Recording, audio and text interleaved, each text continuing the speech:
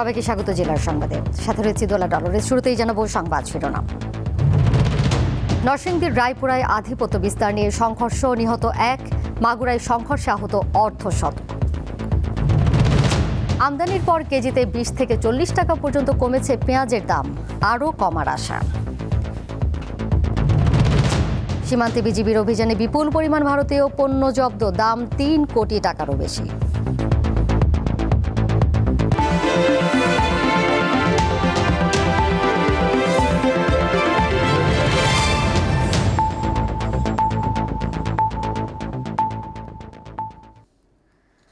নরসিংদীর রায়পুরায় আধিপত্য বিস্তারকে কেন্দ্র করে 2 গ্রুপের সংঘর্ষে গুলিবিদ্ধ হয়ে নিহত হয়েছে 1 জন। এই ঘটনায় উভয় পক্ষের অন্তত 10 জন গুলিবিদ্ধ হয়েছে। সকাল 11:30টার দিকে উপজেলার নীলক্ষার দড়িগাঁও এলাকায় এই ঘটনা ঘটে। নিহত মামুন মিয়া কুয়েত প্রবাসী। 15 দিন আগে ছুটিতে দেশে আসেন। স্থানীয়রা জানান, দীর্ঘদিন ধরেই আধিপত্য বিস্তারকে কেন্দ্র করে স্থানীয় শহীদ মেম্বার গ্রুপ ও ফেলু মিয়া গ্রুপের মধ্যে দ্বন্দ্ব চলছিল। সকালে স্থানীয় বাজারে ফেলু মিয়ার মেয়ের জামাই মামুন মিয়ার সাথে বাগবিতণ্ডায় জড়ায় প্রতিপক্ষের লোকজন। এ সময় উভয় পক্ষের মধ্যে গোলাগুলি ও হামলার ঘটনা ঘটে। গুলিবিদ্ধ হয় মামুন সহ কয়েকজন। আহতদের উদ্ধার করে নরসিংদী জেলা সদর হাসপাতালে নিয়ে গেলে চিকিৎসক মামুনকে মৃত ঘোষণা করেন। ঘটনাস্থলে অতিরিক্ত পুলিশ মোতায়েন করা হয়েছে।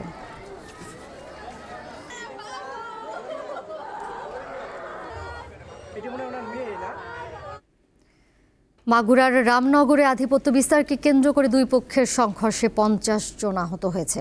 এই ঘটনায় আটক করা হয়েছে 2 জনকে। সকাল 9:30টার দিকে মাগুরা সদর উপজেলার হাজরাপুর ইউনিয়নের রামনগর গ্রামে পূর্ব শত্রুতা ও চলমান সামাজিক আধিপত্য বিস্তারকে কেন্দ্র করে 2 গ্রুপের মধ্যে তুমুল সংঘর্ষ হয়। ঘণ্টাব্যাপী এই সংঘর্ষে উভয় পক্ষের অন্তত 50 জন আহত হয়েছে। এর মধ্যে 25 জনকে মাগুরা 250 শয্যা বিশিষ্ট হাসপাতালে ভর্তি করা হয়েছে। আহতরা জানান, স্থানীয় বিএনপির 2 গ্রুপের মধ্যে দীর্ঘদিন ধরে বিরোধ ও উত্তেজনা চলে আসছে। গত কয়েকদিন ধরে আলমখালী বাজারে 2 পক্ষের মধ্যে সংঘর্ষ, ধাওয়া পাল্টা ধাওয়ার ঘটনা ঘটে। গতকাল এক পক্ষ বাজারে গেলে প্রতিপক্ষের লোকজন তাদের তাড়িয়ে দেয়। এরই জেরে আজ সকালে রামনগর গ্রামের সংঘর্ষে জড়িয়ে পড়ে 2 গ্রুপ। হবিগঞ্জের লাখাইয়ে ধলেশ্বরীর খানজা বিল দখল নিয়ে 2 পক্ষের মধ্যে 4র্থ দফায় সংঘর্ষ হয়েছে। এতে আহত হয়েছে উভয় পক্ষের অন্তত 30 জন। বেলা 11:30টার দিকে সংঘর্ষ শুরু হয়। খবর পেয়ে পুলিশ ও সেনাবাহিনীর সদস্যরা দুপুর 1টার দিকে পৌঁছে পরিস্থিতি নিয়ন্ত্রণে আনে। পুলিশ জানায়, উপজেলার ধলেশ্বরী খানজা বিলের দখল নিয়ে শিবপুর গ্রামের জনকল্যাণ সমবায় সমিতি এবং সন্তোষপুর আনন্দময় মৎস্যজীবী সমিতির লোকজনের মধ্যে দীর্ঘদিন ধরে বিরোধ চলে আসছে। আজ উভয় পক্ষ বিল দখল নিয়ে ফের সংঘর্ষে জড়িয়ে পড়ে। 2 পক্ষের মধ্যে এর আগেও 3 বার সংঘর্ষ হয়।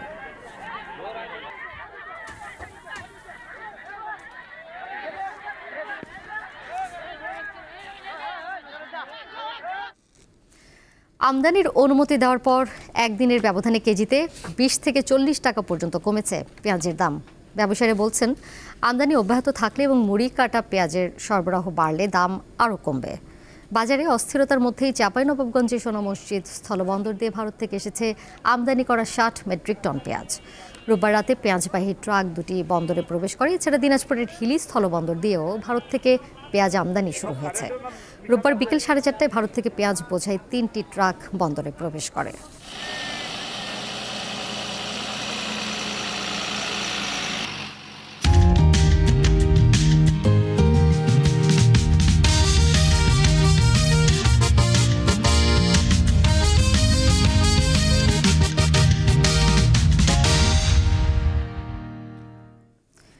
উনিশশো সালের 8 ডিসেম্বর এদিন কুমিল্লা, ব্রাহ্মণবাড়িয়া ও চাঁদপুর মুক্ত হয়।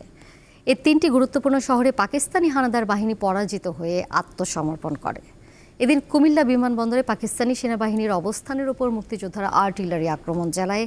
এক পর্যায়ে তারা আত্মসমর্পণ করতে বাধ্য হয়। রাতভর প্রচণ্ড যুদ্ধে 26 মুক্তিযোদ্ধা শহীদ হন। যুদ্ধে পরাজিত হানাদার বাহিনীর কিছু সদস্য বিমানবন্দরের ঘাঁটি ত্যাগ করে শেষ রাতে বড়ুরার দিকে ও সেনা নিবাসে ফিরে যায়। আর কুমিল্লা বিমানবন্দরের ঘাঁটিতে ধরা পড়া কতিপয় পাকিস্তানি সেনা আত্মসমর্পণ করে। ওই দিন কুমিল্লার রাস্তায় নেমে আসে জনতার ঢল। মিত্রবাহিনী ও মুক্তিযোদ্ধাদের ফুল দিয়ে বরণ করে নেয় জনসাধারণ। বিকেলে কুমিল্লা টাউন হল মাঠে উত্তোলন করা হয় স্বাধীন বাংলাদেশের পতাকা। একইভাবে যুদ্ধবিধ্বস্ত ব্রাহ্মণবাড়িয়া মুক্ত হওয়ার পর সর্বত্র ওড়ানো হয় লাল সবুজের পতাকা। দেশের এক একটি প্রান্ত জয় করে মিত্র ও মুক্তিবাহিনী ঢাকার দিকে ঝড়ের বেগে এগিয়ে আসতে থাকে।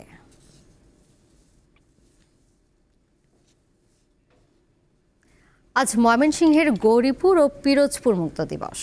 দিবসটি উদযাপন উপলক্ষে সকালে বিজয় র্যালি ও আলোচনা সভার মধ্য দিয়ে ময়মনসিংহ গৌরীপুরে হানাদার মুক্ত দিবস পালিত হয়েছে। পরে গৌরীপুর অফিসার্স ক্লাবে আলোচনা সভা অনুষ্ঠিত হয়। এদিকে নানা আয়োজনে পালিত হয়েছে পিরোজপুর মুক্ত দিবস।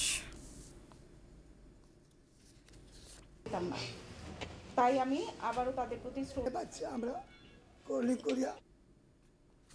এবার কেওয়াই স্টিল চট্টগ্রাম সংবাদ।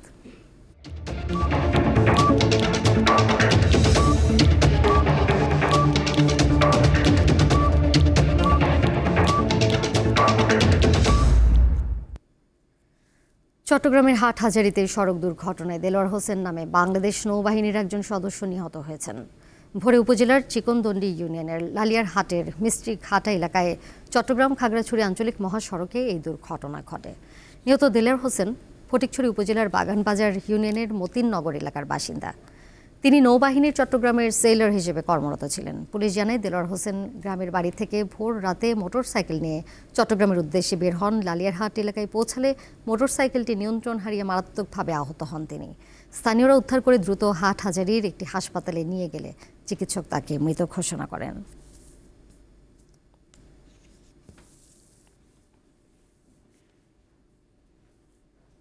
রাজনৈতিক অঙ্গনে বিএনপির ছোট একটি অংশ ফ্যাসিস্ট আওয়ামী লীগদের মতোই রাজনীতি করে যাচ্ছে বলে মন্তব্য করেছেন এবি পার্টির সাধারণ সম্পাদক ব্যারিস্টার আসাদুজ্জামান ফুয়াদ। দুপুরে বরিশালের রিপোর্টার্স ইউনিটিতে সাংবাদিকদের সাথে মত বিনিময়কালে তিনি কথা বলেন। তিনি বলেন, বাবুগঞ্জে ব্রিজ উদ্বোধনকালে বিএনপির কিছু ব্যক্তি এবি পার্টির নেতাকর্মীদের পুলিশ প্রশাসনের সামনে লাঞ্ছিত করে। বিষয়টি ছিল ফৌজদারি অপরাধ, যা পুলিশের সামনে ঘটায় তারা আইনি পদক্ষেপ নিতে পারত, কিন্তু পুলিশ নিষ্ক্রিয় অবস্থায় থেকে শুধু 2-3 বার বাঁশি বাজিয়েছে। ওই সময়ে আইনশৃঙ্খলা রক্ষা বাহিনীর যারা নীরব দর্শকের ভূমিকা পালন করেছে তাদের প্রত্যাহারের দাবি জানান তিনি।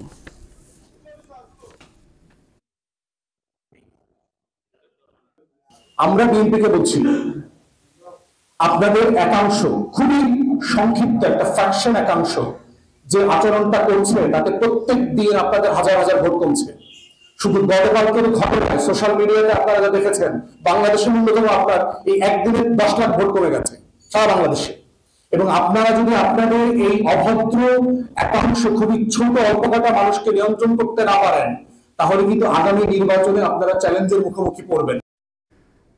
ব্রাহ্মণবাড়িয়ায় ভারত সীমান্তে 60 বিজিবির অভিযানে প্রায় 3 কোটি টাকার অবৈধ ভারতীয় চোরাচালান পণ্য আটক করেছে বর্ডার গার্ড বাংলাদেশের সুলতানপুর ব্যাটালিয়ন।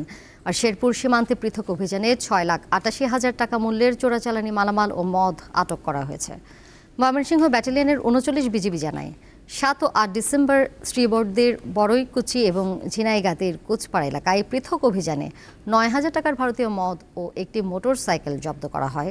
আর সুলতানপুর ব্যাটালিয়ন 60 বিজিবির দায়িত্বাধীন ব্রাহ্মণবাড়িয়া ও কুমিল্লা জেলার বিভিন্ন সীমান্ত এলাকায় অভিযান চালিয়ে ডিসেম্বরের প্রথম এক সপ্তাহে প্রায় 3 কোটি টাকার চোরাচালান পণ্য আটক করে।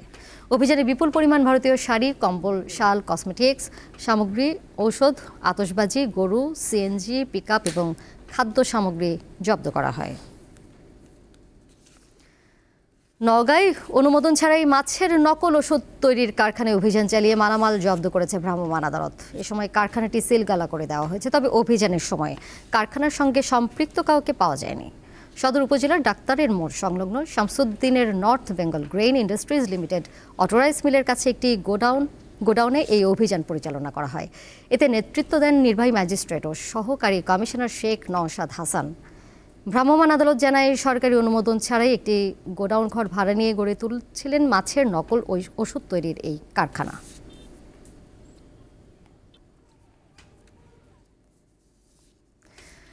নিজের পাশাপাশি অনেক নারীর কর্মসংস্থানের ব্যবস্থা করেছেন নওগাঁর এক নারী। সদর উপজেলার বাঙ্গাবাড়িয়ার সফল এই উদ্যোক্তার নাম শামীমা আক্তার।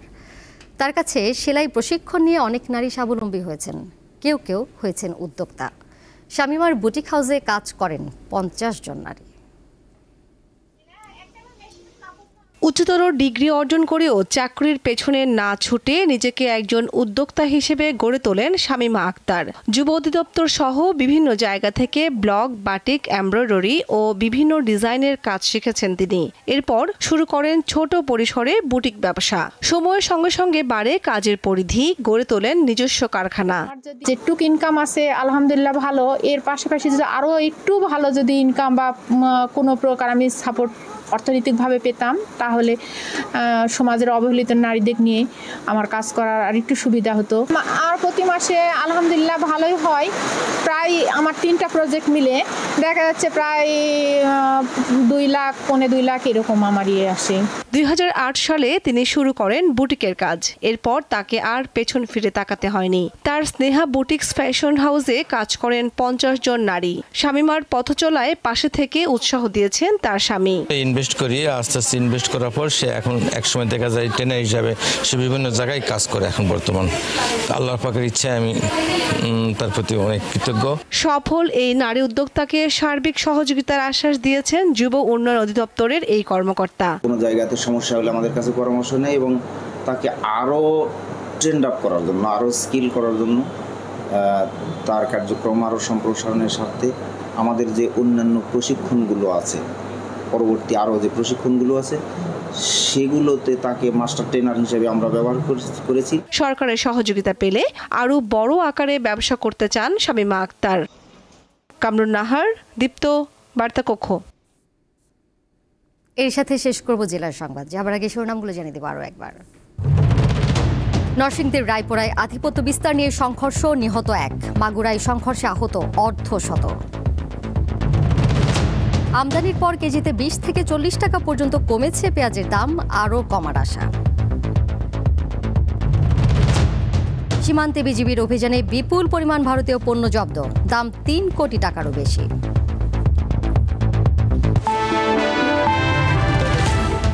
এই ছিল এখনকার মতো। এরপর আমন্ত্রণ রইল দীপ্ত স্পোর্টসে। এতক্ষণ সাথে থাকার জন্য ধন্যবাদ সবাইকে।